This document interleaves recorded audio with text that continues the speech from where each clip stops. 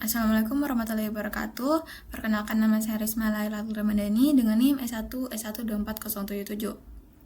Di sini saya akan mempresentasikan mengenai analisis perbandingan random forest regression, supervector regression, dan decision tree regression untuk prediksi polusi udara berdasarkan data sensor air quality. Nah, adapun yang melatar belakangnya adalah polusi udara semakin meningkat akibat aktivitas industri, transportasi, dan urbanisasi yang berdampak serius terhadap kesehatan manusia. Oleh karena itu, diperlukan sistem prediksi kualitas udara yang akurat untuk mendukung pengambilan keputusan. Nah, data kualitas udara memiliki pola yang beragam dan dipengaruhi oleh banyak faktor, sehingga membutuhkan metode analisis yang tepat. Machine learning menjadi solusi karena mampu memodelkan pola data tersebut dengan menggunakan algoritma seperti random forest regression, supervector, dan decision tree yang masing-masing memiliki keunggulan yang berbeda-beda. Nah, adapun tahapnya yang pertama itu ada melalui tahap pre-processing, yang dimana di tahap ini ada handling missing value dengan mengubah nilai tidak valid yaitu min 200 menjadi none. Kemudian nilai none nanti ini akan masuk ke pembersihan data karena dianggap sebagai missing value. Nah, pembersihan data ini dia menghapus baris yang memiliki missing value. Kemudian juga ada penghapusan kolom tidak relevan seperti tanggal atau waktu. Juga pengecekan missing value menghitung jumlah dan presentasi data yang hilang atau mengecek kembali apakah masih ada missing value. Kemudian pemisahan fitur dan target membagi data menjadi variabel input X dan output Y. Nah, di sini ada EDA atau Exploratory Data Analysis. Nah, untuk distribusi CLGT ini dia menampilkan atau menunjukkan bahwa nilai CLGT ini dia rentang berada di nilai 1 sampai 2. Nah, untuk box plotnya ini dia apabila semakin tinggi kotaknya, maka datanya itu semakin bervariasi. Sementara kalau misalnya datanya kotaknya semakin tipis atau mengecil, itu datanya lebih stabil. Kemudian di sini ada heatmap-nya.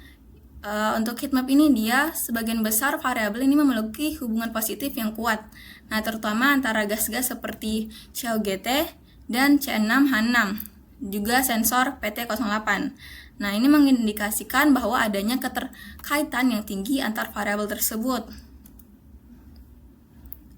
Nah, kemudian ada juga kita masuk ke tahap data splitting, yang dimana di sini data diuji dengan tiga skenario pembagian data, yaitu 70-30, 80-20, juga 90-10 dengan mode building menggunakan 3 algoritma yang sebelumnya saya sebutkan tadi, yaitu random forest regression, supervector regression, dan decision tree regression.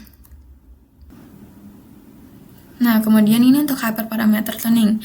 Nah, untuk kalau misalnya hyperparameter tuning ini untuk ketiga algoritma itu menggunakan metode grid search CV. Jadi grid search CV ini dia akan mencoba semua kombinasi dari parameter yang kita tentukan, kemudian dia akan memilih yang paling bagus berdasarkan dengan evaluasi model gitu.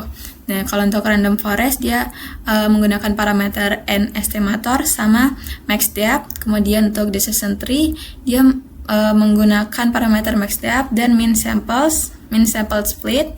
Kemudian untuk supervector regression-nya dia tuh menggunakan parameter C dan kernel RBF juga linear.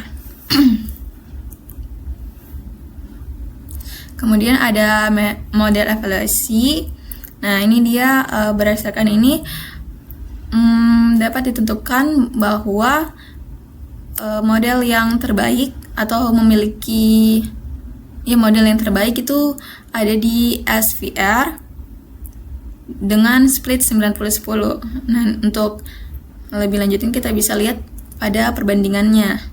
Nah, model comparison-nya di sini, di model comparison ini menunjukkan bahwa SVR itu memiliki nilai R2 yang tertinggi pada semua pembagian data. Kemudian random forest memiliki performa yang cukup baik dan stabil.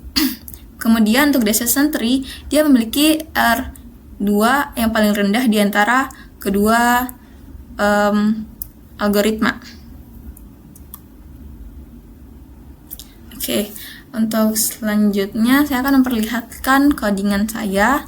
Nah, ini untuk codingan saya kurang lebih apa urutannya itu sama dengan dari PPT atau presentasi sebelumnya atau yang sudah saya jelaskan sebelumnya. Ini untuk bagian idenya.